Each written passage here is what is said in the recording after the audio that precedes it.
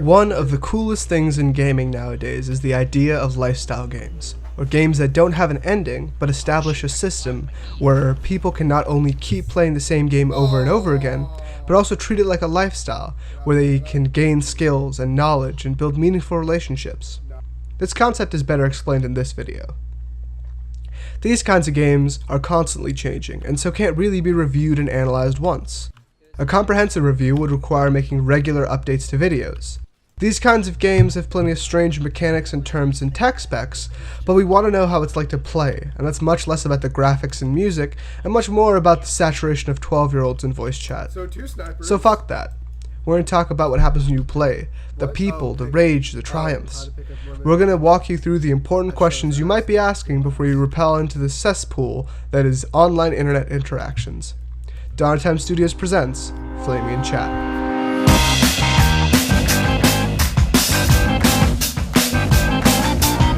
Question: have you ever wanted to enjoy your time fishing, but you're fishing with off-brand dental floss, and when you break a line, your dad beats you over the head with a halibut?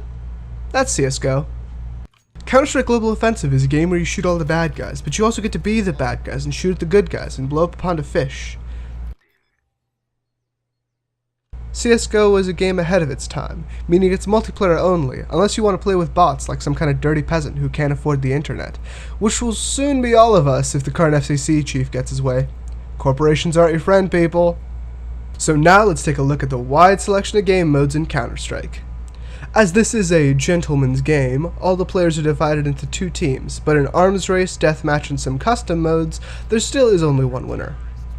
Casual has the same rule set as competitive mode, but changes the economy, takes out some of the extra rules like buying armor and defuse kits, increases the maximum team size to 10, and takes out friendly fire, which makes it a great place to learn nothing, as these changes make casual a mess and can build bad habits for competitive.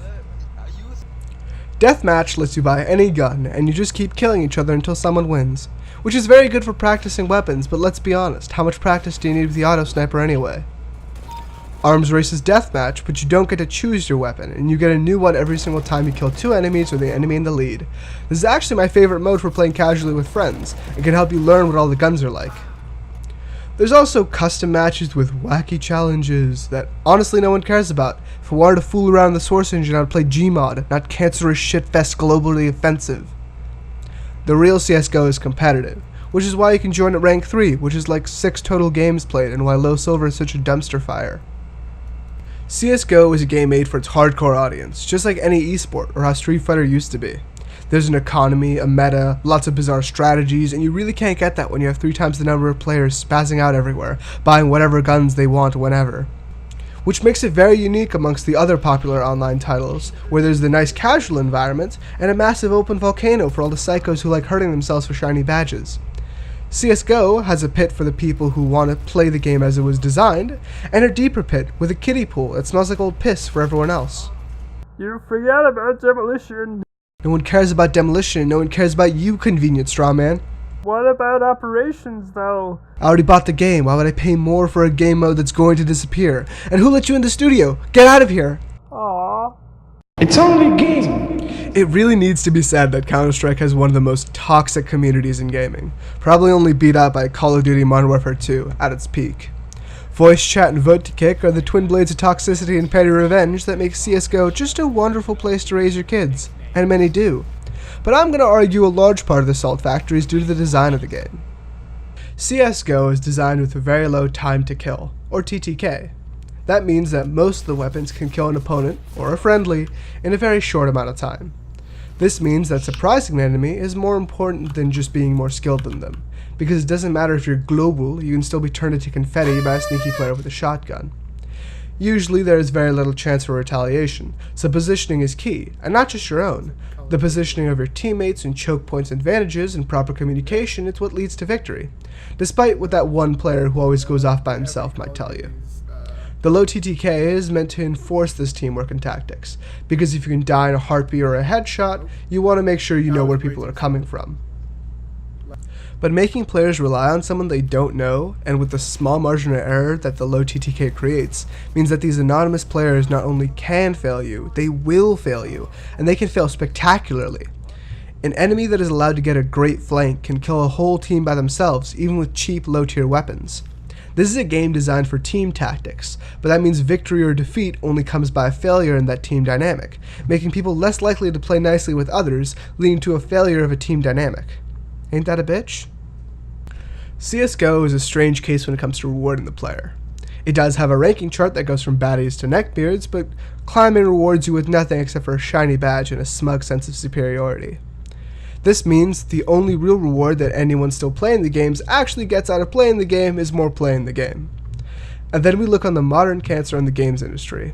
And while I personally attribute Overwatch with popularizing the system, CSGO has one of the oldest and most notorious loot box systems. And I do say that facetiously, as it's not a box full of goodies, it's gambling. In CSGO, you have guns, but if you want to make your guns look cool because you're easily distracted by shiny objects, or you've become so jaded by the sight of the same thing on your screen for so many sleepless nights you may need some kind of change before you start seeing the HUD when you're out of doors, you can get skins from crates that drop in-game randomly over time. But these are useless unless you buy keys in the community market using real money, and this is where the issue begins. So you don't get to pick what you want. You pray that you get something good or even something impossibly rare when you are usually going to get some gross messed up camo for a gun you don't care about. While you can get some free drops just by playing the game, you will almost never get anything even remotely aesthetically pleasing. The only reward you get from the system is the value of the skins you get. So you are paying some money, let's call it a bet, hoping for some kind of large payoff, like some sort of jackpot. I don't know, sounds like we didn't even need the predatory scum of sites like CSGO Lotto to scam little kids on the internet. Counter-Strike is one of the oldest lifestyle games that is still very popular today, meaning that there are very few issues with running the game. The demands on the hardware are very reasonable, and the servers are basically Steam-powered. Therefore, very reliable. What is an issue is hackers, which despite the comforting message of a vac-secured server, are actually a fairly common problem. Common enough, in fact, when you report someone, it is a separate categories for the two main kinds, wall hacks and aim hacks.